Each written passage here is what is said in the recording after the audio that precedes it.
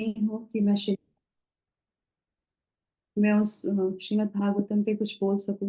मेरी वो क्षमता नहीं है, मेरे अंदर वो गुण नहीं है, वो ज्ञान नहीं है। पर जैसे कि वैष्णव बहुत कृपालु होते हैं, उनकी कृपा से उन्होंने जो हमें ये अवसर दिया है कि हम श्रीमद् भागवतम को बोल सकें, पढ़ सकें, कुछ मंथन कर सकें, चिंतन कर सकें और कुछ शिक्षाएं अपने जीवन में उतार सकें। तो बस इसी प्रार्थना के साथ आप सभी लोगों से मेरी यही प्रार्थना है कि आप मेरे लिए प्लीज प्रे कीजिए, जिससे कि मैं इसमें जस्टिफाई कर सकूं और कुछ जो भी हम पढ़ेंगे और सुनेंगे वो सब जो है मैं अपने जीवन में उसको उतार सकूं और उससे कुछ शिक्षाएं ले सकूं। वंशाकल्पतरुभ्यश्च कृपा सिन्धुभ्येव च पतितानां पावनेभ्यो वैष्णवेभ्यो नमो नमः।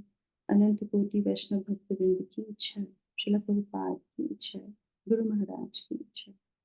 हरे कृष्णा। तो जैसा कि अभी प्रभु जी बता रहे थे कि ऑफरिंग हम लोग देते हैं, तो मुझे तो मेरे पास शब्द नहीं है जो है शिला प्रभुपाद के लिए ऑफरिंग करने के लिए। तो एक छोटा सा जो है वैष्णव भजन में डेडिकेट करना चाहती हूँ शिला प्रभुपाद के आज जैसे पेरेंट्स डे पे, और उनसे कृपा की याचना करती हूँ कि वो हमें हमेशा अपने शरण में रखें और हम सब पे कृपा बना के रखें। तो ये भजन है ओ वैष्णव ठाकुर दयार सागर, भक्ति विनोद ठाकुर द्वारा। तो आप लोग खोल सकते हैं और मेरे साथ सहयोग दे सकते हैं। हरे कृष्ण। तो ये हम सब की तरफ से ये छोटा सा भजन। ओ हे वैष्णव ठाकुर दयार सागर, इदा से करुणा कोरी। ओ हे वैष्णव ठाकुर दयार सागर, इदा से करुणा कोरी। दिया पद छाया शोध हे आमाया, दिया पद छाया शोध हे आमाया, तुम्हारा चरणा धरी। ओ हे वैष्णव ठाकुर दयार सागर, एदा से करुणा कोरी। क्षय वेग दानी क्षय दोष शोधी, क्षय वेग दानी क्षय दोष शोधी, क्षय गुण देह दासे। क्षय सत्संग देह हे आमाया, क्षय सत्संग देह हे आमाया, वसी बसेची सांगेर आसे। ओय वैष्णव ठाकुर दयार सागर, एदासे करुणा कोरी। एकाकी अमर नहीं पाए बल, एकाकी अमर नहीं पाए बल, हरि नाम संकीर्तने।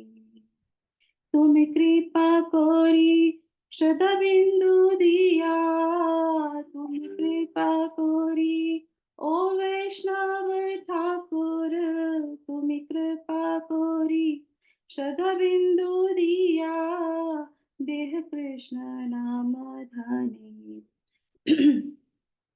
ओ हे वैष्णव ठाकुर दयार सागर, एदा से करुणा कोरी। ओ हे वैष्णव ठाकुर दयार सागर, एदा से करुणा कोरी। कृष्ण से तो मार कृष्ण दीते पार, कृष्ण से तो मार कृष्ण दीते पार, तुम्हारा शपथी आचे।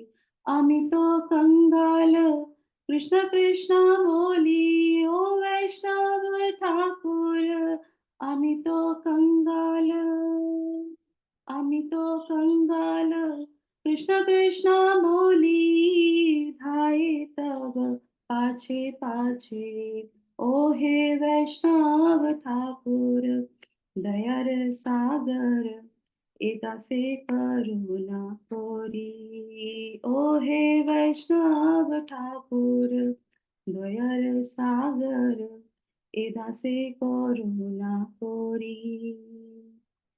जयो प्रभु पदा, जयो प्रभु पदा, प्रभुपदा शीला प्रभुपदा जयो प्रभुपदा जयो प्रभुपदा प्रभुपदा शीला प्रभुपदा जयो गुरुदेवा जयो गुरुदेवा गुरुदेवा जयो गुरुदेवा निताय गौर हरि बोल हरि बोल हरि बोल निताय गौर हरि बोल।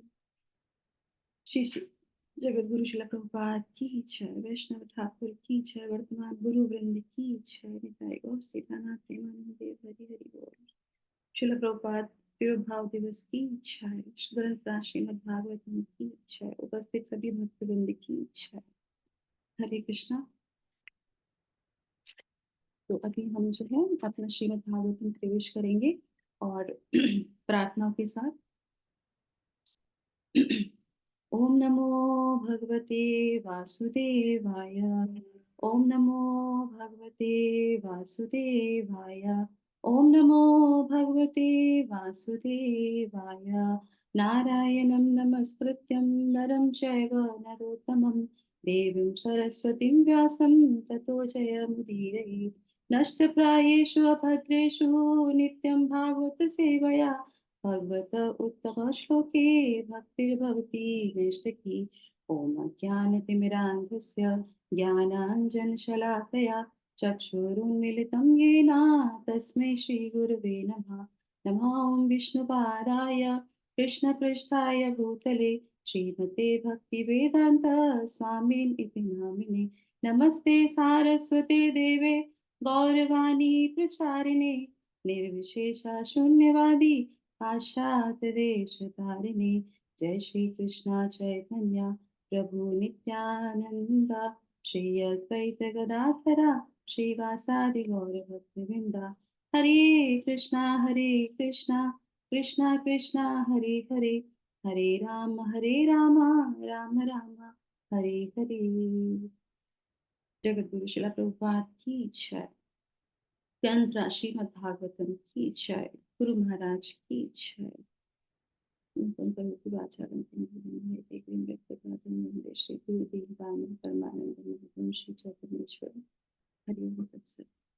हरे कृष्णा। तो आप सभी लोगों का बहुत बहुत धन्यवाद इस सत्र में जो है उपस्थित होने के लिए, अपना समय देने के लिए। और आप सभी के श्री चरणों में मेरा कोटि कोटि दंडवत प्रणाम। हरे कृष्णा। तो आज ये सौभाग्य से हम पढ़ने जा रहे हैं श्रीमद् भागवतम के 7वें अध्याय को। तो हम थोड़ा सा पुनरावृत्ति कर लेते हैं अध्याय 6 का। तो आज का सत्र हमारा हिंदी में ही रहेगा, क्योंकि मैं हिंदी में ही कंफर्टेबल हूँ, इंग्लिश में उतना नहीं है मेरा। तो जैसा कि हम इस पूरे चौथे स्कंद के अध्यायों में देख रहे थे, तो पिछला जो था अनफॉर्चुनेटली मैंने वो अटेंड नहीं कर पाया था सत्र, पर जो मैं पढ़ा मैंने तो उसमें देखा था कि किस तरीके से जो है यज्ञ संपन्न होने जा रहा होता है और वहां पे जो है विध्वंस हो जाता है। किस तरीके से जब सती वहां पहुंचती हैं और जब वो देखती हैं कि हमारे जो है शिव जी का कोई स्थान नहीं है, उनका जो भाग है यज्ञ भाग जिसको बोलते हैं वो नहीं है, तो वो बहुत विचलित हो जाती हैं और उसी समय वो ऐसा निर्णय लेती हैं कि मुझे इसी समय अपना शरीर त्याग देना चाहिए, और वो ऐसा करती हैं। और उसके बाद जब शिव जी को ये पता चलता है कि जो है सती ने जो है अपना शरीर त्याग कर दिया है, तो वो बहुत क्रोधित होते हैं और फिर वो अपने गणों को भेजते हैं। और वहां पे जब वो गढ़ जब पहुंचते हैं तो उसमें से जो है वीरभद्र जो होते हैं, जो उनको भेजा जाता है, और वो बहुत ही उत्तेजित होते हैं। तो लास्ट सत्र में हम सब लोगों ने शायद आप सब लोगों ने सुना ही होगा कि किस तरीके से वो है जब पूरा यज्ञ को ध्वंस कर देते हैं। और उसके बाद जब मैं ये पढ़ रही थी पिछले वाला श्लोक, पिछले वाले अध्याय को, तो उसमें भी ऐसे पता चल रहा था कि किस तरीके से वो जो प्रीस्ट होते हैं उनके, वो, और उसके बाद जो भृगु मुनि होते हैं वो, और उसके बाद जो वहां पे दक्ष प्रजापति होते हैं जो उस यज्ञ को संपन्न करने जाते हैं, सबको जो है दंड दिया जाता है। तो जो वीरभद्र होते हैं वो जो है दक्ष का जो है सर काट देते हैं, भृगु मुनि की दाढ़ी जो है नोच लेते हैं, और उसके बाद जो है पूषा देव जो होते हैं उनके दांत तोड़ देते हैं, क्योंकि वो सब लोगों ने उसमें जो है क्या किया था, भाग लिया था। तो उस समय मैं जब पढ़ रही थी तो मुझे एक चीज बहुत सुंदर लगी वहां पे, कि जो है वीरभद्र की जो है जब वो काटने का प्रयास करते हैं तो वो कट नहीं रहा होता है। तो वो कई बार प्रयास करते हैं, तो वो क्यों नहीं करता है? तो उसमें ये कारण बताया जाता है कि वो जो है दीक्षित होते हैं।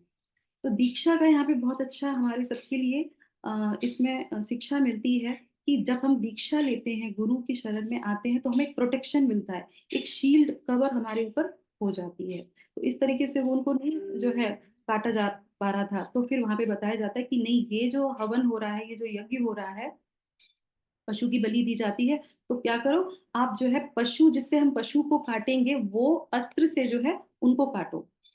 तो फिर हमारे आचार्य क्या बोलते हैं कि जो भी धर्म के अनुरुद्ध कार्य नहीं करता है, वो पशु के समान है। तो पशु वाले हथियार से जब उनका गला काटते हैं, तो वो कट जाता है, तुरंत कट जाता है। तो ये कितनी अच्छी शिक्षा मिलती है कि अगर हमें ये योनि मिली है, ये शरीर मिला है मानव का, तो अगर हम इसमें मानव जैसे कार्य नहीं करेंगे, तो पशु के समान होंगे, और फिर हमारे पर कोई भी शील्ड कार्य नहीं करेगी। चाहे आप दीक्षा भी लेने के बाद भी अगर आप गुरु के इंस्ट्रक्शन में कार्य नहीं करते हैं, धर्म के विरुद्ध कार्य करते हैं, तो फिर क्या होगा, कभी भी हमारा विनाश हो सकता है। तो इस तरीके से ये जो है आगे बढ़ता है। उसके बाद जब वो सारा ध्वंस विध्वंस हो जाता है, तो उसके बाद फिर जो है सभी लोग मिलके जो है ब्रह्मा जी के पास जाते हैं और कहते हैं कि कैसे भी करके हमारी रक्षा कीजिए, आप चलिए और चल के शिव जी को समझाइए, कैसे भी करके उनको मना लीजिए। और इस तरीके से फिर ब्रह्मा जी के पास जाते हैं, फिर ब्रह्मा जी सबको लेके कहते हैं चलिए हम चलते हैं। और ब्रह्मा जी जब वहां पे होते हैं, तो वो उसी चैप्टर में हम देखते हैं कि वो जो है वैष्णव अपराध के बारे में बताते हैं।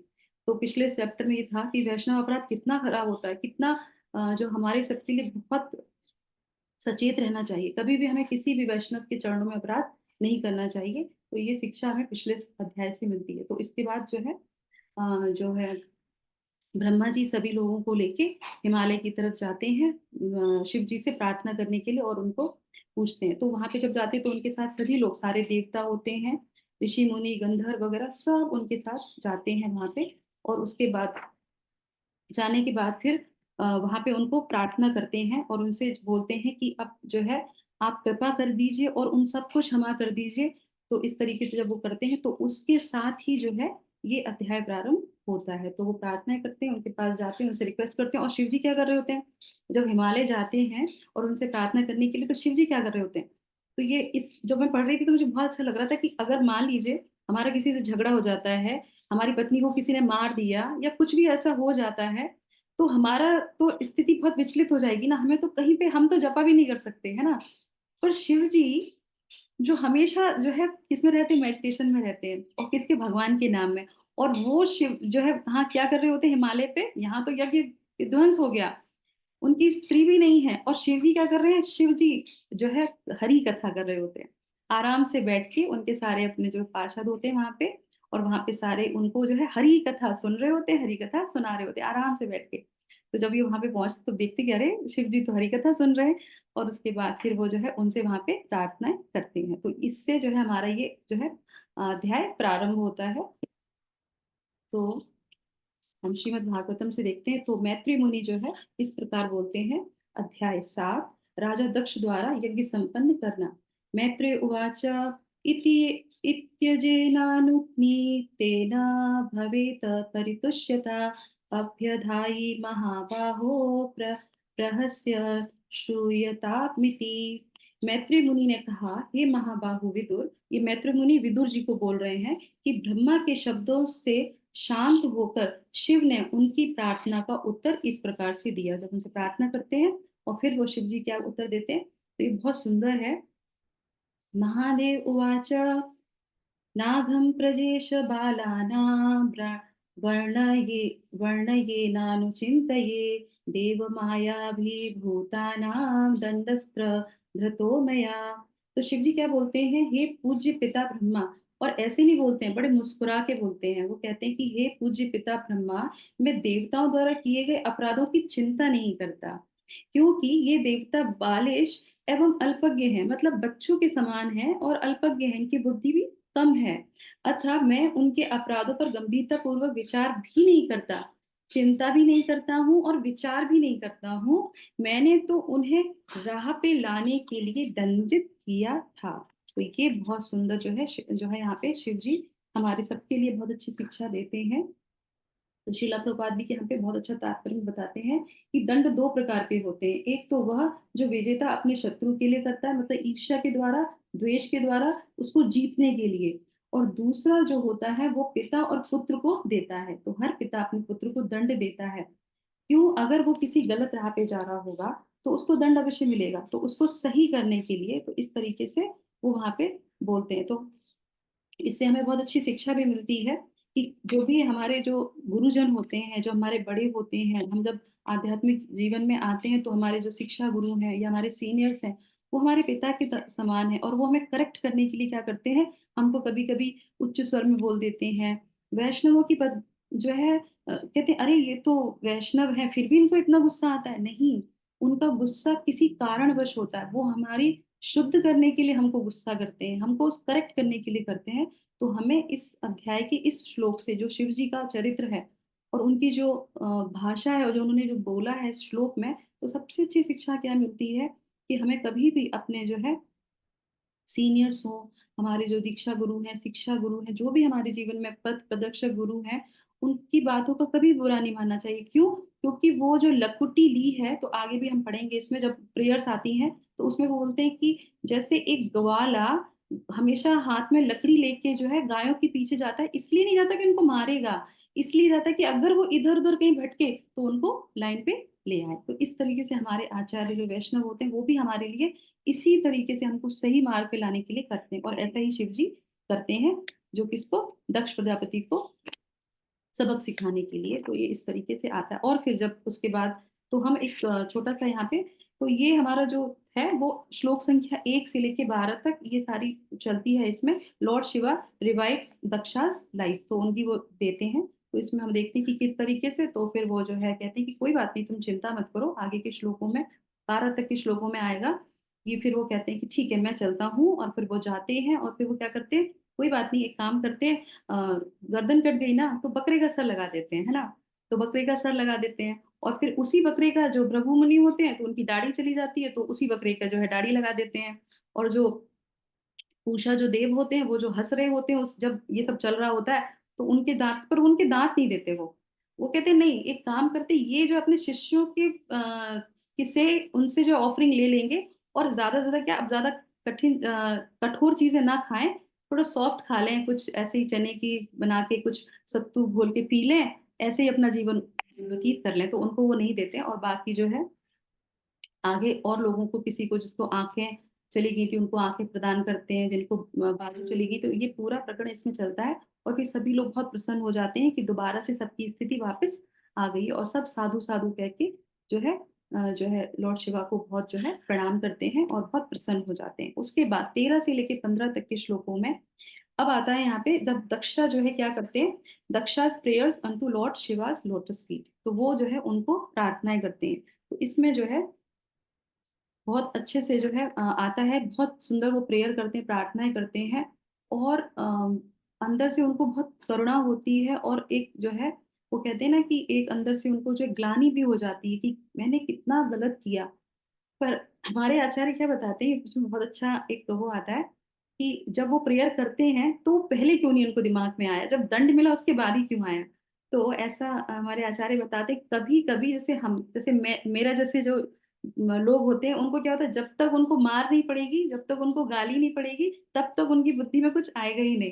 तो इस तरीके से जो है उनको भी जब तक ये मिलता नहीं तब तक उनको समझ में नहीं आता है। और उसके बाद जब बकरे का सर लग जाता है तो श्रील प्रभुपाद उसमें बोलते भी हैं कि स्थूल शरीर और जो है सूक्ष्म शरीर, ये दोनों अंतर होता है। पर जो सूक्ष्म शरीर होता है वो बहुत इंपॉर्टेंट होता है हमारे लिए, भगवत गीता के 2 अध्याय में भी आता है।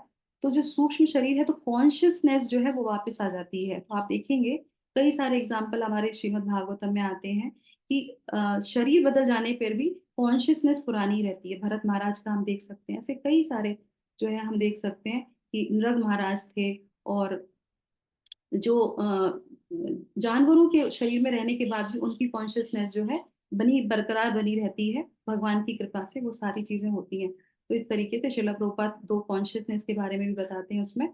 तो यहाँ पे मैं क्या बताने जा रही थी, हाँ, तो जब उनको जब चेतना आती है और वो सोचते हैं मैंने बहुत बड़ा अपराध किया था, तो हमारे आचार्य उसमें एक जो है एग्जाम्पल देते हैं, तो वो मैं आपको बताती हूँ, बहुत सुंदर है ये, कि किस तरीके से जो है जब तक हम सबको, जब मेरे जैसा, मतलब जो मेरे जैसा लोग होते हैं, उनको क्या होता है, जब तक चोट नहीं लगती तब तक समझ में नहीं आता। तो ऐसे ही रामायण में एक जो है बात, वो आता है उदाहरण, कि जब हनुमान जी लंका जा रहे होते हैं तो रास्ते में लंकिनी मिलती है, और लंकिनी मिलती है तो वो उन्हें रोक लेती है, और वो कहती है कि रुक जाओ, अंदर तुम प्रवेश नहीं कर सकते, लंका में किसी को भी प्रवेश नहीं है। तो बोले क्यों नहीं है प्रवेश, मैं तो बहुत उत्तम कार्य के लिए जा रहा हूँ। बोले नहीं नहीं, जो चोर होते हैं ना उसको मैं बिल्कुल अंदर नहीं आने देती हूँ। अब हनुमान जी जो है वो क्या करते हैं, लंकनी को एक कस के झापड़ मारते हैं, और जब उनको थप्पड़ मारते हैं, लंकनी का सर घूम जाता है। और उसके बाद जो है वो कहते हैं अच्छा तुम चोरों को अंदर नहीं आने देती हो, हाँ, और जो सबसे बड़ा चोर जिसने दूसरे की पत्नी को चुरा के जो है अपने राज्य में लेके बैठा हुआ है, उसको तुमने नहीं खाया, वैसे तुम सबको खा जाती, सारे चोरों को खा जाती, उसको तुमने कैसे छोड़ दिया। तो फिर लंकिनी जो है, जब हम लोग आते हैं कि जब हम लोग सुंदर कांड जो पढ़ते हैं तो उसमें ये वाली लाइन आती है, तात स्वर्ग अपवर्ग सुख धरी तुला एक अंग, तुले न ताहि सकल मुनि जो सुख लो सत्संग। अब लंकिनी कहती है कि अरे मुझे तो ना जो है साधु संग की महत्ता अब पता चली है। कब पता चली, पहले नहीं पता चली, जब थप्पड़ लग गया तब एकदम से दिमाग काम करने लगा। बोले कितना अच्छा होता है साधु संग करना, देखो अब साधु संग से मुझे अनुभव हो रहा है कि मैंने जो है कितने अपराध किए हैं। अब तो जो है आपकी जो जो आप अंदर जाइए, प्रवेश कीजिए और आपका कार्य सफल हो, और उनको जो है आशीर्वाद भी देती है, आपका कार्य सफल हो, और उनका गुणगान करने लगती है। तो इस तरीके से तो मैं अपने आप को वहां पे लंकिनी जैसे ही समझ रही हूँ कि जब तक दंड नहीं मिलेगा तब तक दिमाग कार्य नहीं करता। तो ऐसे ही इस प्रकरण में भी होता है कि जब उनको दंड मिलता है तो वो अपनी चेतना में आते हैं, और उसके बाद उनको प्रार्थना करते हैं। सती के शरीर त्यागने का उनको बहुत दुख होता है, तो इसमें जो है परपोट में भी आता है कि वो बोलना चाहते हैं पर बोल नहीं पाते, उनका गला रुद्ध हो जाता है, उनको लगता है कि मैंने कितने अपराध किए। तो ये हमारा जो है पूरा प्रकरण जो है श्लोक संख्या 15 तक कंप्लीट हो जाता है। उसके बाद फिर जो है 16 से लेके 25 तक के श्लोकों में Daksha Daksha start the sacrifice and Lord Vishnu arrives. तो जब दोबारा से वो जो है अपना यज्ञ संपन्न करना प्रारंभ करते हैं, और उसके बाद फिर जो है वहां पे भगवान का प्राकट्य होता है, भगवान वहां पे आते हैं। तो 20 और 21 श्लोकों में, दो श्लोकों में, ये 25 तक का भाग रहेगा, और इसमें दो श्लोकों में भगवान के वर्णन होता है। तो भगवान का वर्णन बहुत सुंदर तरीके से दो श्लोकों में वर्णन होता है। उसमें क्या बताते हैं कि भगवान अष्टभुजी रूप में आए हैं। तो यहाँ पे हम सबके लिए एक जो है वो भी आ जाता है कि भगवान जो है हर जगह अलग ही रूप में अवतार लेते हैं, अलग ही रूप में जो है प्रकट होते हैं। कभी भगवान श्याम सुंदर रूप में आते हैं, कभी भगवान जो है नारायण रूप में आते हैं, है ना, चतुर्भुज रूप में आते हैं, कभी भगवान जो है अष्टभुज रूप में आते हैं, और कभी जो है यहाँ पे जो है षटभुज रूप में आते हैं। तो इस तरीके से यहाँ पे उनका वर्णन आता है। और इसके बाद जो है जो 24 वाला श्लोक है इसी के अंतर्गत, वो हमें बहुत अच्छी शिक्षा देता है। तो उसको मैं आपको स्क्रीन यहाँ पे शेयर करती हूँ और हम लोग साथ में उसको पढ़ लेंगे।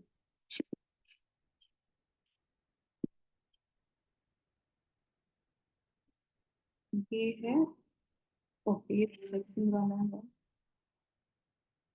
24, 24, नहीं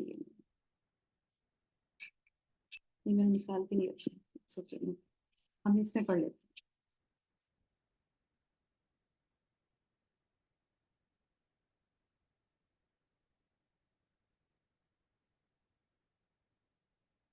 तो 24 वाले श्लोक में क्या बोलते हैं, श्रील प्रभुपाद बहुत अच्छी शिक्षा भी देते हैं। वो कहते हैं कि यद्यपि ब्रह्मा जैसे देवता की मानसिक क्षमता भी परमेश्वर की अनंत महिमा का अनुमान लगाने में असमर्थ थी, किंतु वे सभी श्री भगवान की कृपा से उनके दिव्य रूप का दर्शन करने में समर्थ हुए।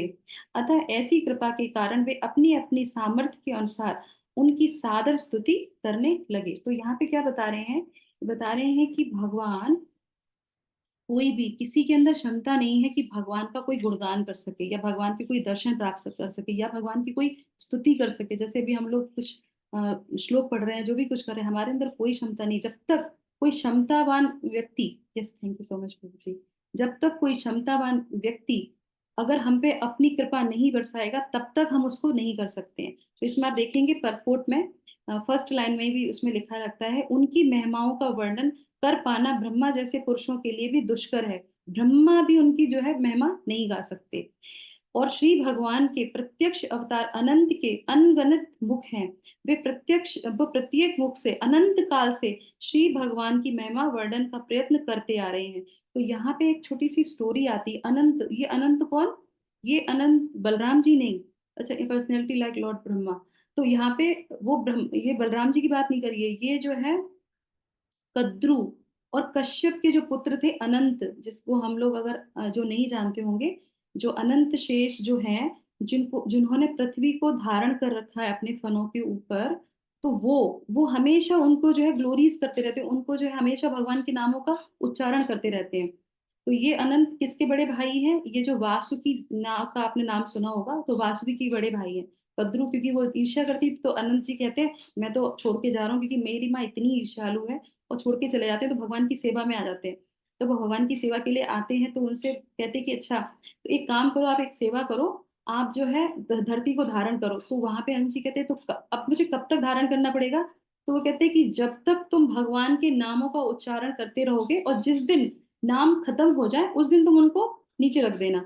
तो आज भी वो जो है भगवान हरि के नामों का उच्चारण कर रहे हैं, प्रत्येक दिन एक नए नाम का उच्चारण करते हैं, और भगवान के नाम जो है खत्म नहीं होते। तो उनका जो है ग्लोरिफिकेशन कोई भी नहीं कर सकता जब तक भगवान की कृपा ना हो। और आगे श्रील प्रभुपाद क्या बोलते हैं कि महिमाओं का वर्णन पूरा नहीं हो पाया। सामान्य मनुष्य के लिए श्री भगवान की अनंत महिमा को समझ पाना, उनका वर्णन कर पाना संभव नहीं है, किंतु अपनी अपनी शक्ति के अनुसार लोग उनकी स्तुति या सेवा तो कर ही सकते हैं। सेवा भाव यह से शक्ति बढ़ती है। सेवान होके ही जिव्यादों का अर्थ है कि श्री भगवान की सेवा जीव से प्रारंभ है। यह जप कीर्तन की घोतक है। हरे कृष्ण कीर्तन से मनुष्य श्री भगवान की सेवा को प्रारंभ कर सकता है। तो हमारे लिए बहुत अच्छी शिक्षा है कि भगवान को कोई भी ग्लोरीफाई नहीं कर सकता, पर यदि कोई गुरु के आश्रय में आता है, वैष्णवों के आश्रय में आता है, भक्तों के आश्रय में आता है, तो वो सबसे पहले उनको क्या बोलते हैं? आप भगवान के नाम का जप शुरू कर दीजिए। और भगवान और भगवान के नाम में कोई अंतर नहीं है। तो वो कहते हैं जैसे ही हम लोग भगवान के नाम का उच्चारण करते हैं, वैसे ही वो सारी शक्तियां हमको प्रदान जो है होने लगती है। तो इस तरीके से यहाँ पे जो है शिला प्रभुपाद इस तात्पर्य में हमको बहुत अच्छी शिक्षा देते हैं कि हमको भगवान के नाम का जप करना चाहिए। और ये कार्तिक मास तो बहुत ही ऑस्पिशियस है। एक नाम भी अगर हम जप करेंगे तो उसके हमें करोड़ गुना जो है फल मिलता है। तो इस तरीके से जो है यहाँ पे ये आता है। और उसके बाद जो है इसी तरीके से जो है एक और मैं छोटा सा, उसके बाद हमारा नेक्स्ट सेक्शन में जाएंगे, उससे पहले एक छोटा सा आपको शिला प्रभुपाद का एक जो है घटना सुनाती हूँ मैं। एक बार शिला प्रभुपाद के पास एक व्यक्ति आते हैं, और वो कहते हैं कि आप लोग हमेशा जो है भगवान भगवान करते रहते हैं, कौन है भगवान? आप जानते हैं भगवान को? आपके भक्त जानते हैं भगवान को? कौन है भगवान? कहते हैं हमारे यहाँ तो छोटी सी बच्ची भी जानती है कि कौन है भगवान। तो शिला प्रभुपाद एक बच्ची को बुलाते हैं, और उससे एक लड्डू का डब्बा रखते हैं, और उसको बोलते हैं कि बताओ हु इज गॉड। तो ऐसे करके वो पूछते हैं। तो वो बच्ची जो लड्डू को देखती है, वो सोचती है अब शिला प्रभुपाद ने जो पूछा है वो बताऊंगी तो मुझे लड्डू मिलेगा। तो कहती है कृष्णा इज द गॉड। तो वो उनको एक लड्डू दे देते हैं। फिर वो कहते हैं अच्छा कृष्णा तो गॉड है, पर कृष्णा है कौन? तो फिर वो जो है, फिर वो बच्ची को कहते हैं कि हु इज कृष्णा। तो फिर वो कहती है Krishna is the supreme personality of God head. और वैसे कहते शिला प्रभुपाद उसको एक और लड्डू दे देते हैं। अब वो चले जाते हैं। अब वो जो व्यक्ति होता है वो शिला प्रभुपाद से कहता है ठीक है, Krishna is a supreme personality of God है, पर कृष्णा है कौन? ये तो हमें पता होना चाहिए। सुप्रीम पर्सनैलिटी गॉड है, और वो करते क्या है? वो है कौन और वो करते क्या है? तो शिला प्रभुपाद हंसते हैं और लड्डू खाते हैं, और क्या बोलते हैं, ये तो कृष्ण को ही नहीं पता कि वो कितने उनके अंदर गुण हैं, वो ही नहीं जानते। कैसे? जब भी कोई उनके गुणगान करता है, उनके गुण और बढ़ जाते हैं।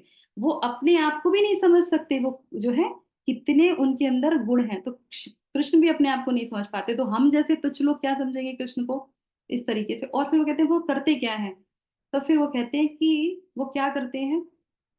तो इसके लिए एक छोटी सी कहानी ऐसे आती है कि एक बार जो है एक राज्य में एक राजा होता है, और वो जो है कहता है कि मुझे ना शांति चाहिए, मुझे शांति चाहिए, मुझे शांति चाहिए।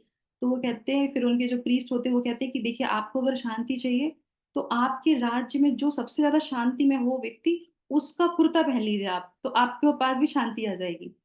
तो वो ढूंढवाते हैं उनको भेज के, और वहां पे जब देखते हैं तो कोई भी नहीं दिख रहा होता उनको, पर एक साधु पुरुष बैठा होता है बिल्कुल जो है भगवान के नाम का जप कर रहा होता है।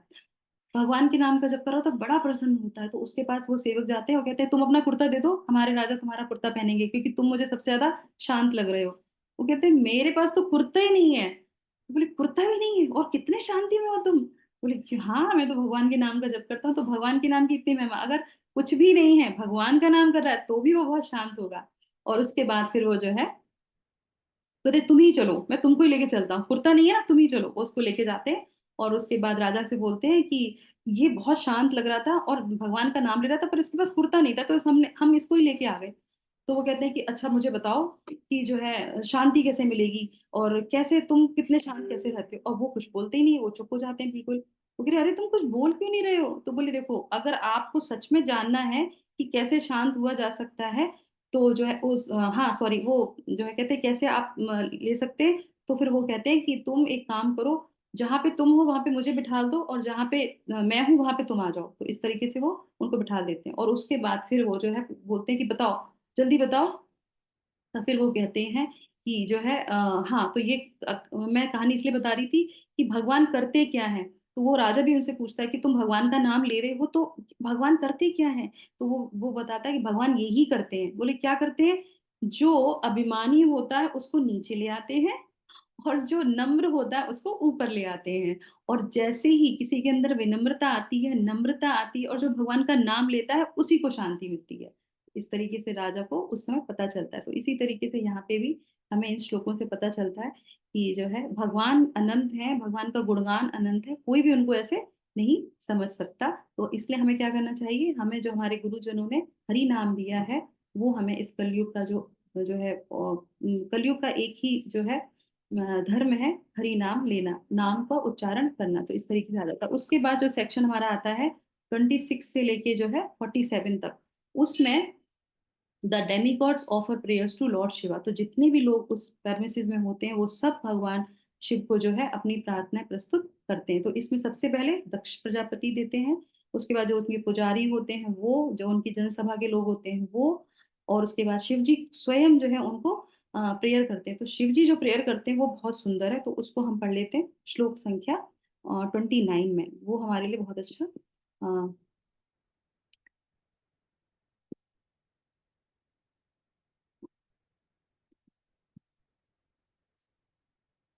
29 ये है। आपको स्क्रीन दिखाई दे रही है ना मेरी। हाँ माता जी दिखाई दे रही। हाँ, तो इसमें श्लोक संख्या 29 में जो है शिव जी प्रेयर करते हैं। वो बहुत सुंदर है कि कैसे शिव जी जो है हमेशा आशुतोष रहते हैं, कैसे वो हमेशा शांत रहते हैं, कैसे अंदर उनके अंदर इतने सारे गुण आते हैं। तो वो कहते हैं of the different process recommended for distinglement from material life, the one personality explained and accepted by the supreme personality of Godhead should be considered all perfect.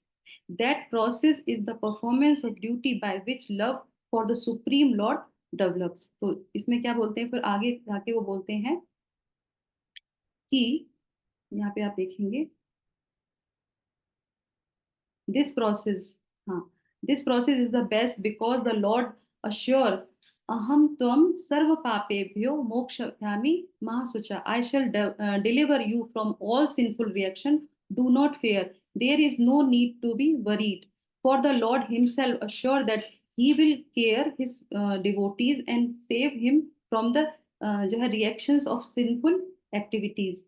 Material bondage is a result of sinful activities. Therefore, since the Lord assured that He will, despite the result of fruitive material activities, there is no need to be worried. In this process, understanding one position as a spirit soul and engaging ourselves in devotional service in their, therefore the best, the entire Vedic program is based on the principle, and one can understand it as recommended in the Vedas. और उसके बाद फिर यहाँ पे वो क्या बोलते हैं, वो ये बोलते हैं कि मैंने आपकी शरण ली है ना, तो इसी वजह से मेरे अंदर ये पावर आई है कि मैं हमेशा शांत रहता हूँ। तो ये कौन बोल रहे हैं, ये शिव जी बोलते हैं कि मैंने आपकी शरण लेता हूँ, मैं आपके नाम का उच्चारण करता हूँ, इसीलिए मैं इतना शांत रहता हूँ और मुझे किसी भी चीज की चिंता नहीं रहती। तो स्वयं जो महादेव हैं जो सारे वैष्णवों में सबसे उत्तम है, वो ये बोलते हैं कि क्योंकि मैं आपकी शरण लेता हूँ, इसलिए जो है मैं हमेशा शांत रहता हूँ और सारे कार्मिक क्रिएशन से दूर रहता हूँ। कोई भी जो है और आपके जो है consider as a criticism of the ignorant by the your mercy. और किसी भी आई डू नॉट कंसीडर, तो मैं किसी भी, कोई मुझे दोष दे या कोई मुझे कुछ भी बोलता है तो मैं कभी किसी पे जो है अ, उसको वरीड नहीं होता, कभी उसके लिए कोई चिंता ही नहीं करता। क्यों? क्योंकि आपकी मर्सी की वजह से ऐसा हो पाता है। तो इस तरीके से इस श्लोक में वो बताते हैं। उसके बाद फिर अब ये आते प्रार्थना का सेक्शन चल रहा है। तो हमें जो है भगवत गीता में भी प्रार्थनाएं आती है और हमारे शास्त्रों में हमारे जो आचार्य हैं वो हमें बताते हैं कि हमें प्रार्थना कैसे करनी चाहिए। तो ये सेक्शन क्योंकि प्रार्थना का था, तो यहाँ पे हम सीखेंगे कि प्रार्थना हमें किस तरीके से करनी चाहिए। तो प्रार्थनाओं के 4 चरण होते हैं, 4 भाग होते हैं, 4 स्टेजेस। तो कैसे करनी चाहिए प्रार्थना हमको? तो सबसे पहले जब भी हम प्रार्थना के लिए जाएं या हम प्रार्थना करें, तो सबसे पहले हमें क्या करना चाहिए? जैसे हम लोग ऑल्टर के सामने जाते हैं, भगवान के दर्शन करते हैं, कहीं पे भी जहां पे भी जाते हैं, तो सबसे पहले हमें भगवान का गुणगान करना चाहिए। तो ये जितने भी लोग थे जिन्होंने भगवान की प्रार्थना की, तो सबसे पहले भगवान को ग्लोरीफाई किया कि भगवान आपके अंदर गुण क्या है। तो हमें पता होना चाहिए कि हमारे श्री कृष्ण में क्या गुण है, हमारे राधा रानी में क्या गुण है, हमारे महाप्रभु में क्या गुण है, कितने औदार्य हैं वो। तो वो कोई भी श्लोक, कोई भी स्तुति, कुछ भी अगर आपको आता है तो हमें भगवान को गुणगान अवश्य करना चाहिए, है ना। तो इस तरीके से ऑल्टर के सामने उनको पहले उनका गुणगान करना चाहिए, उसके बाद उनको दंडवत करना चाहिए। दंडवत तो हम लोग जब प्रवेश करते हैं तभी करते हैं, पर भगवान को गुणगान करके फिर उनको नतमस्तक होना चाहिए, मतलब उनको प्रणाम करना चाहिए। और कहते हैं कि जब भी हम प्रणाम करते हैं तो प्रणाम करते समय जिसको हम प्रणाम कर रहे हैं उसका प्रणाम मंत्र बोलना चाहिए। तो इसीलिए हमको जो हमारे गुरुओं ने प्रणाम मंत्र सिखाए वो कितने इंपॉर्टेंट हैं। ये पद्धति है, एक तरीका है कि इस तरीके से हमें प्रणाम करना चाहिए। बिना प्रणाम मंत्र के प्रणाम नहीं करना चाहिए, प्रणाम करके आत्मीयता से, पूरा शरीर से भी और मन से भी और वाणी से भी, तीनों से हमें प्रणाम करना चाहिए। तो गुरु को प्रणाम कर रहे हैं तो गुरु का प्रणाम मंत्र, शिला प्रभुपाद को कर रहे हैं तो शिला प्रभुपाद का प्रणाम मंत्र, कृष्ण को कर रहे हैं तो कृष्ण का प्रणाम मंत्र, राधा रानी को कर रहे हैं तो राधा रानी का प्रणाम मंत्र। इसीलिए भगवत गीता के प्रारंभ में सबके प्रणाम मंत्र दिए गए कि हमको वो, तो वो फर्स्ट स्टेज है। इसीलिए शिला प्रभुपाद कहते हैं भगवत गीता पढ़िए, उसमें आपको सारी चीजें बेसिक पता चल जाएगी। तो ये 4 चरण होते हैं। तो फर्स्ट हो गया, हमको क्या करना चाहिए? उनका गुणगान करना चाहिए। सेकंड, हमको प्रणाम करना चाहिए प्रणाम मंत्र के साथ। थर्ड जो है क्या, और हमारे एक आचार्य भी बताते हैं कि जब हम प्रणाम किसी को प्रणाम मंत्र के साथ करके खड़े होते ना, तो हम वैसे नहीं रहते, हमारा चरित्र बदल जाता है, हमें पता नहीं चलता। पर धीरे धीरे धीरे धीरे जो है वो रिफाइंड होने लगता है, मतलब वो शुद्धि प्रक्रिया प्रारंभ हो जाती है। उसके बाद क्या करना चाहिए? फिर हमको क्षमा याचना करनी चाहिए, जैसे कि यहाँ पे इन सब लोगों ने किया। क्या कि भगवान हम तो बहुत पतित हैं, आप हमको क्षमा कर दीजिए, हम अनेकों अनेक जो है क्या करते हैं, अपराध करते रहते हैं, तो कृपया करके हमको क्षमा कर दीजिए। उसके बाद फिर लास्ट होता है निवेदन करना, अपील करना। हम क्या करते हैं, मैं अपनी बात कर रही हूँ कि हम क्या करते हैं, आज ऐसा हो गया भगवान प्लीज ऐसा पूरा कर दीजिए हमारे तो अपील नहीं करनी है पहले, हमारे आचार्य कहते हैं वो सबसे लास्ट है। ऐसे ही शिला गुरु महाराज का मुझे एक याद आ रहा है। एक बार जगन्नाथ, जो मायापुर वाले जगन्नाथ जी हैं, वहां पे जो है एक महाराज और भी थे साथ में। तो उनको कुछ व्यवस्था करनी थी और वो कुछ व्यवस्था हो नहीं पा रही थी, तो वो जगन्नाथ जी मंदिर जाते हैं, गुरु महाराज उनके साथ होते हैं। और वहां जाके वो जाके बस जगन्नाथ जी के सामने हाथ जोड़ के कहते हैं, ये जगन्नाथ भगवान जल्दी से हमारी व्यवस्था करवा दीजिए, हम बहुत परेशान है। गुरु महाराज तुरंत उनके पीछे हाथ लगाते हैं और कहते हैं, रुको, पहले गुणगान करो, you have to appreciate, you have to glorify lord, then you have to say whatever you want, then you appeal the. कहते अच्छा अच्छा, इतनी जल्दी में थे। तो जो शुद्ध भक्त होते हैं ना, वो हमेशा उनकी बुद्धि जो है हमेशा स्थिर रहती है कि हमें किस पद्धति से भगवान का गुणगान करना चाहिए और किस तरीके से अपनी चीजों को उनके आगे ऑफर करना चाहिए। तो उस जगह जो है गुरु महाराज उनको करेक्ट करते हैं और फिर वो जो उनको गुणगान करते हैं, उनको प्रणाम करते हैं, फिर विनम्र होकर फिर उसके बाद कहते हैं ये निवेदन हमारा कर दीजिए। और जगन्नाथ तो वेरी मर्सीफुल है और तुरंत उनकी बात को जो है पूर्ण कर देते हैं। तो इस तरीके से ये हमारा कंप्लीट हो जाता है सेक्शन। उसके बाद जो है 48 से 54 तक के सेक्शन में क्या आता है, इसमें द लॉर्ड इंस्ट्रक्ट दक्षा। तो यहाँ पे जो है जो है भगवान शिव जो है दक्ष को इंस्ट्रक्ट करते हैं। और इसको हम देखेंगे कि ये हमारा श्लोक संख्या 54। तो 54 श्लोक को देखेंगे, मैंने शायद निकाल के रखा है।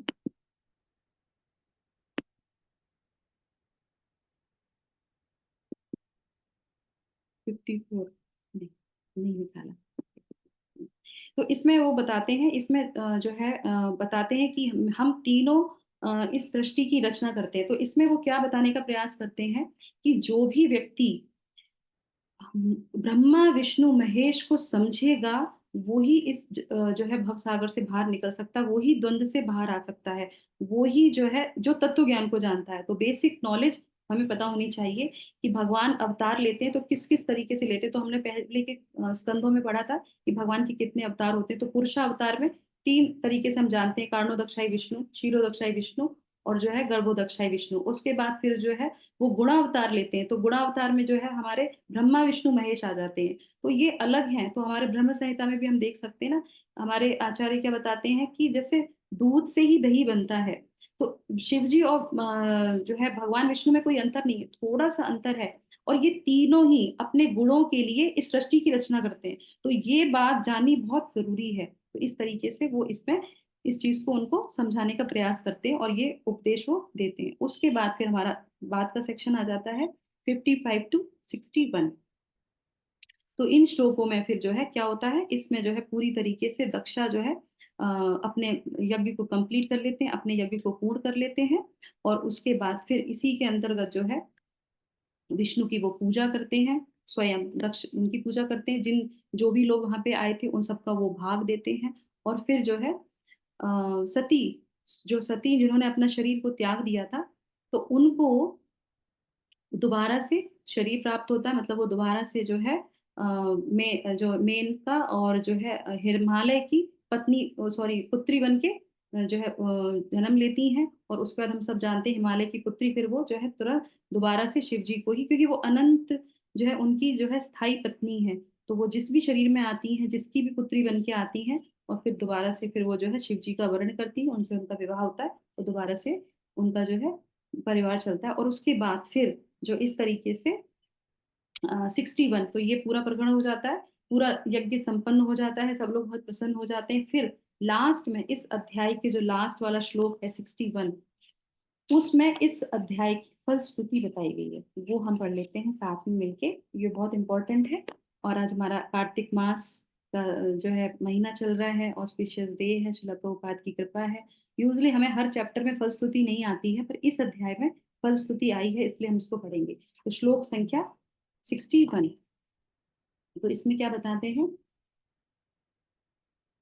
इदं पवित्रं परमीश चेष्टितं यशस्य मायुषमघो भोगमर्षणं यो नित्यदाकर्ण्य नरो नु कीर्तयेत् धुनोत्ययघं पौरवा भक्तिभावातः।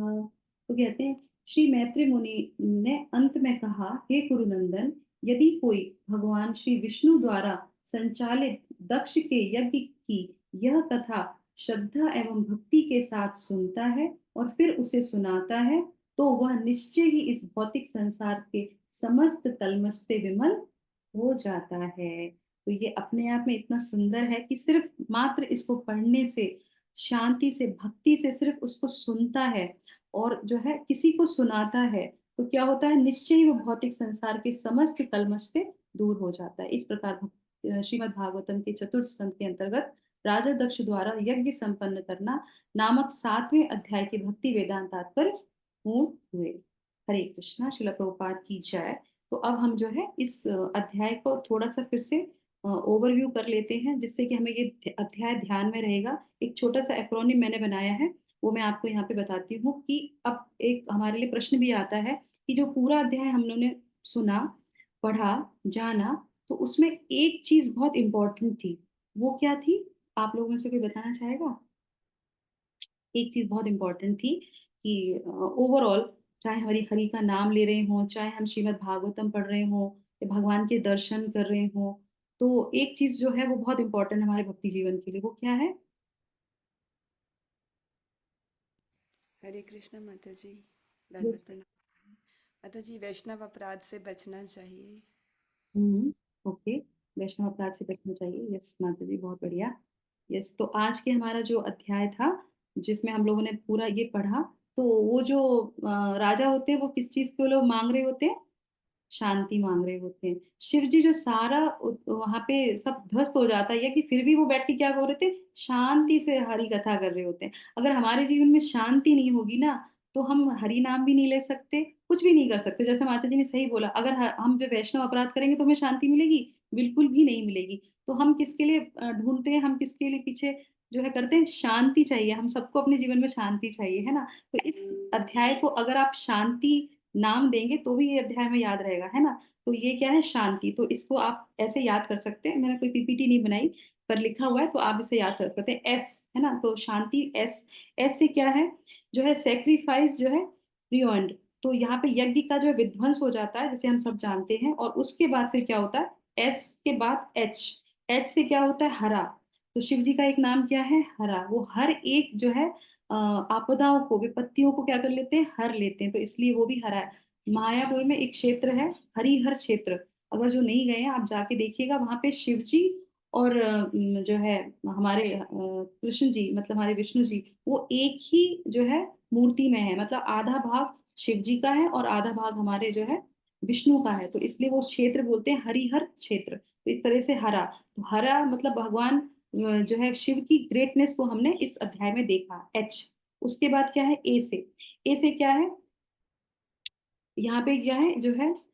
Atrocities and. तो जो बैर भाव जो था, जैसे हमने पिछले कई अध्यायों में देखा, द्वेष के कारण, जलन के कारण, ईर्ष्या के कारण, अभिमान के कारण, अहंकार के कारण जो वे द्वेष हो गया था, जो वहां पे बैर हो गया था, उन्होंने उसको कर्ज किया, उन्होंने उसको कर्ज किया, तो इस अध्याय में हम देखते हैं कि वो शांत हो जाता है ना? तो एट्रोसिटीज एंड, बैर भाव समाप्त हो जाता है। उसके बाद एन, है ना, SHAN। एन से क्या होता है? न्यू हार्मनी जो है आती है। मतलब सारे जो देव होते हैं, जो प्रजा होती है, वो सब प्रसन्न हो जाते हैं, सब प्रसन्न प्रसन्न इसमें हो जाते हैं। जो इतनी देर से बहुत परेशान थे, किसी की दाढ़ी चली गई, किसी के दांत चले गए, वो सब बहुत प्रसन्न हो जाते हैं, सब खुश हो जाते हैं, है ना। तो न्यू हार्मनी जो है आ जाती है। उसके बाद टी से, है ना, तो SHANT। टी से क्या है? यहाँ पे जो है द लॉर्ड अराइव्स। तो जहाँ पे शांति होती है, जहाँ पे मैत्री भावना होती है, जहाँ पे सब सहयोग से कार्य करते हैं, वहां पे ही भगवान आते हैं। तो हम भी अगर अपने वैष्णव जगह पे भी, हमारे शिला प्रभुपाद हमेशा एक बात हमेशा बोलते थे कि यदि तुम उससे प्रेम करते हो तो मैं देखूंगा तुम सहयोग कितना करते हो, आपस में कितना सहयोग से चलते हो। वो ही मेरी सबसे बड़ी पूजा है, वो ही मेरा सबसे बड़ा, तुम दिखा सकते हो कि मैं तुमसे प्यार करता हूँ। अगर हम किसी से भी ईर्ष्या करेंगे, द्वेष करेंगे, बैर करेंगे हर स्तर पे, तो शिला प्रभुपाद तो खुश नहीं होने वाले। और जब शिला प्रभुपाद ही खुश नहीं होंगे तो इस मोमेंट में हमारा आने का कोई औचित्य ही नहीं रह जाएगा, जब हम अपने गुरु को, हमारे जो है फाउंडर आचार्य को ही प्रसन्न ना कर पाए। तो इस तरीके से जो है भगवान वहां पे प्रसन्न होते हैं, और जब वैष्णव प्रसन्न होते हैं तभी भगवान वहां पे उपस्थित होते हैं। और उसके बाद लास्ट जो है क्या है? NTI। और ये लास्ट हो गया इनर पीस।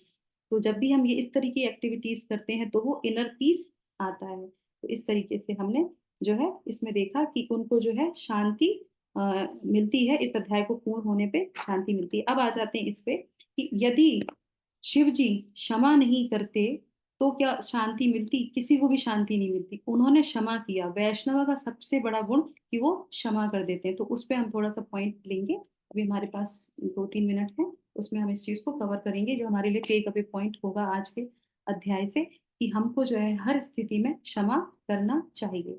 हम छोटे स्तर पे हैं तो तब भी हमको जो है, अगर बड़ों ने कुछ बोल दिया, जैसे कि हम लोगों ने द्वितीय श्लोक में जाना था कि जो वैष्णव होते हैं, जो हमारे बड़े शिक्षा गुरु होते हैं, जो हमारे कोई भी लोग अगर हमसे कुछ बोल भी देते हैं, तो हमें अपने अंदर उनके लिए बिल्कुल भी मल नहीं रखना चाहिए, कोई कड़वाहट नहीं रखनी चाहिए। हमको भी उनको वैसे ही कर देना चाहिए कि नहीं, ये हमको करेक्ट करने के लिए कर रहे हैं, तो इधर से भी हमको क्षमा रखना चाहिए, नहीं द्वेष नहीं रखना है, क्षमा कर देना चाहिए। और जो बड़े होते हैं वो भी जो है क्या करते हैं? क्षमा कर देते हैं। जैसे कि हम उदाहरण में ले सकते हैं गोवर्धन जी की लीला। ये हमारा कार्तिक मास है तो हमने कई सारी लीलाओं को पढ़ा है इस सत्र में।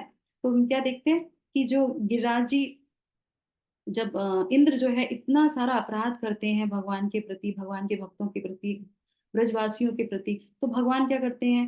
भगवान उनको दंड देते हैं? वो दंड नहीं देते हैं, उनको करेक्ट करते हैं, और उनको फिर, नहीं तो वो क्या करते थे? उनका आसन छीन लेते। उनकी जो पदवी थी, जिस पदवी के लिए वो यज्ञ संपन्न करवा रहे थे, जो पूजा करवा रहे थे, भगवान तो उनसे छीन लेते, पर भगवान ने तो ऐसा नहीं किया। भगवान ने उनको दंड दिया, भगवान ने उनको करेक्ट किया, और फिर क्या किया? क्षमा कर दिया। अब तुम जाओ अपने दोबारा से अपना जो है कार्य शुरू कर दो, नहीं तो भगवान को अब तुम इसका अब हमारी पोजीशन गई, अब तुम्हें हम दोबारा से ये सेवा नहीं देंगे। भगवान ऐसा नहीं करते। तो भगवान वहां पे उस अहंकार को खत्म कर देते हैं, और उसके बाद फिर जो ये आप देखेंगे उन स्तुतियों में, जब जो है इंद्र जब स्तुति करते हैं तो उसमें कई सारी प्रार्थना करते हैं, तो भगवान उनसे यही बोलते हैं, तुम्हारे अहंकार को खत्म करने के लिए मैंने किया, मैं तुमसे द्वेष नहीं करता, तुम तो मेरे पार्षद हो, तुम तो मेरे प्रिय हो। और फिर उनको यथारूप उनका स्थान दे देते हैं। इसी तरीके से जो है, और उसके बाद जो है हम कई सारे इसमें हमारे चरित्रों में कई में देखते हैं, श्रीमद् भागवतम की कई सारी ऐसी कहानियां आती जिसमें जो है क्षमा कर दिया जाता है। तो एक बार एक और मैं आपको छोटी सी स्टोरी सुनाती हूँ। अ, हम सब जानते हैं अम्बरीश महाराज की कहानी है ना। तो अम्बरीश महाराज में क्या होता है, जब दुर्वासा मुनि बहुत क्रोधित हो जाते हैं और उन्होंने जो है अपना व्रत भंग कर लिया होता है, तो वो उनके पीछे पीछे, तो जो है भगवान को बिल्कुल पसंद नहीं आता है। तो भगवान वो क्या सुदर्शन चले जाते हैं, सुदर्शन पीछे। अब लोग कहते हैं कि हाँ भगवान ने सुदर्शन छोड़ दिया, सुदर्शन का भी एक नियम था।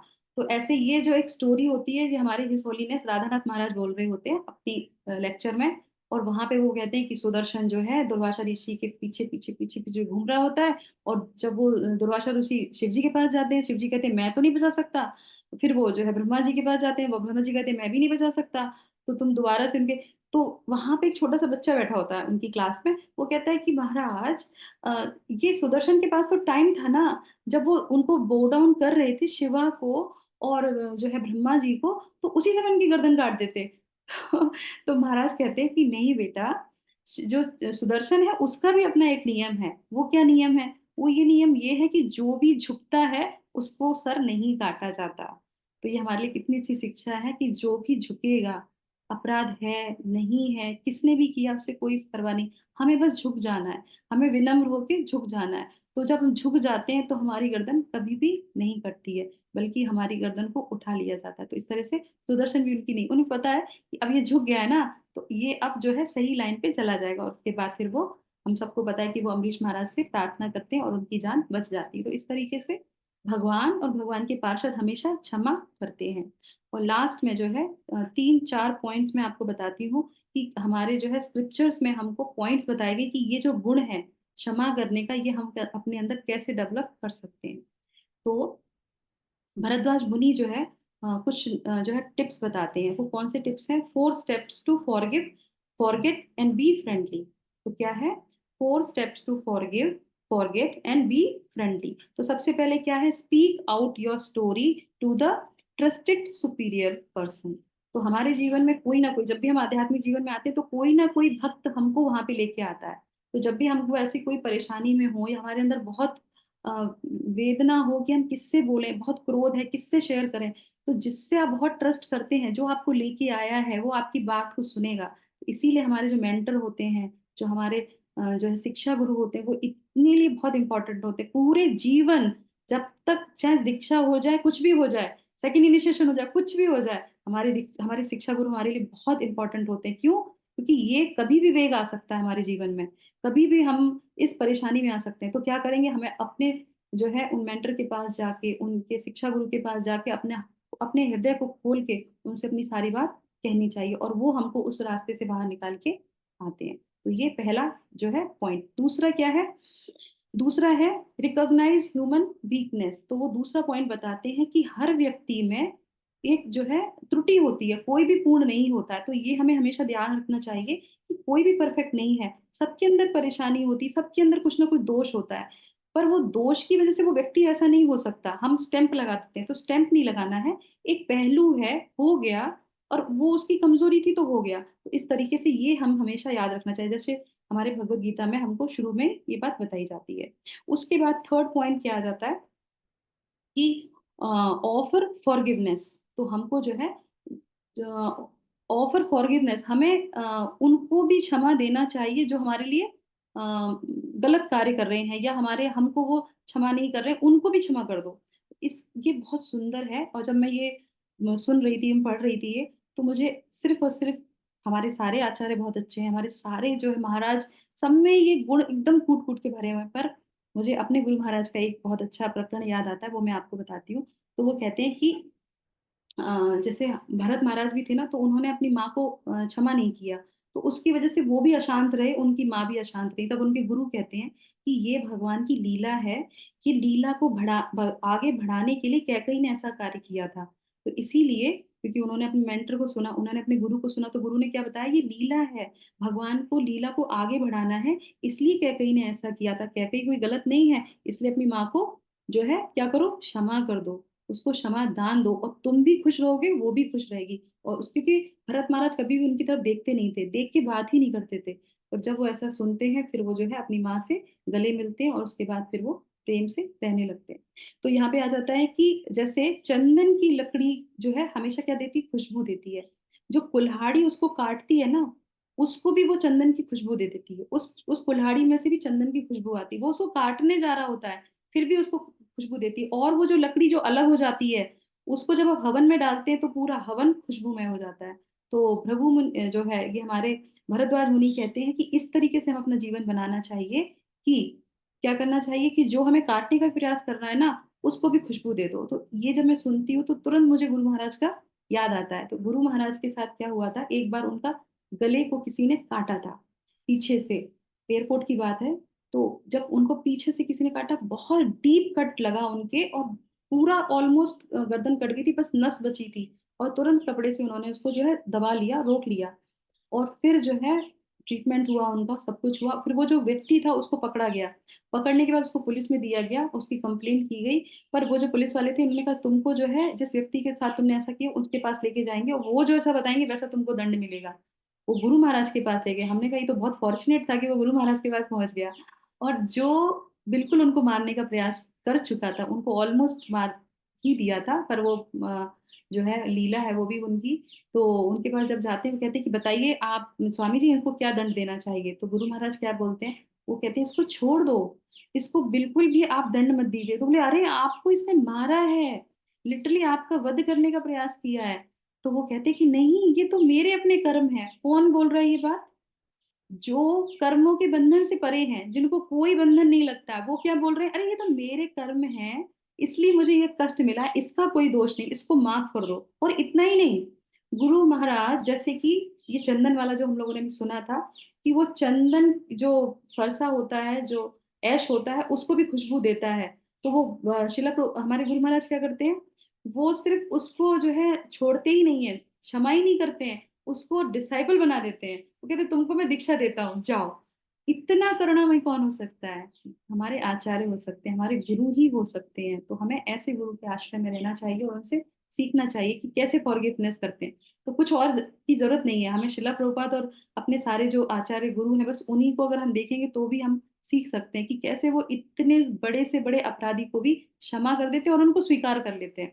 तो हमारे लिए कौन सी बड़ी बात है? तो इस तरीके से हमें इन सारी चीजों को, और फिर जो है ये थर्ड था हमारा शायद, है ना? और उसके बाद फिर सीकिंग फॉरगिवनेस। तो हमको जो है हमेशा जो भी हमसे अपराध हुए हैं उसके लिए हमें क्षमा याचना करनी चाहिए। Let go to past mistake to ensure future growth. तो आगे अगर हमें बढ़ना है अपने आध्यात्मिक जीवन में, तो हमको हमेशा क्षमा याचना करते रहना चाहिए, क्षमा कर देना चाहिए, क्षमा याचना करते रहना। जैसा कि हमारे इस अध्याय से हमने देखा कि शिव जी ने उनको क्षमा कर दिया और वो क्या करने लगे, हरि कथा। तो इसी के साथ हम इस अध्याय को जो है विराम करते हैं। और जो भी मुझसे अपराध हुआ हो इस सत्र के दौरान, या कुछ मेरी वाणी से वेग के द्वारा निकल गया हो, तो उसके लिए मैं आप सब लोग से क्षमा चाहती हूँ। हरे कृष्णा कृष्णा कृष्णा हरे हरे, हरे रामा राम राम हरे हरे। जगत गुरु शिला प्रभुपाद की जय। श्रीमद् भगवद गीता, श्रीमद्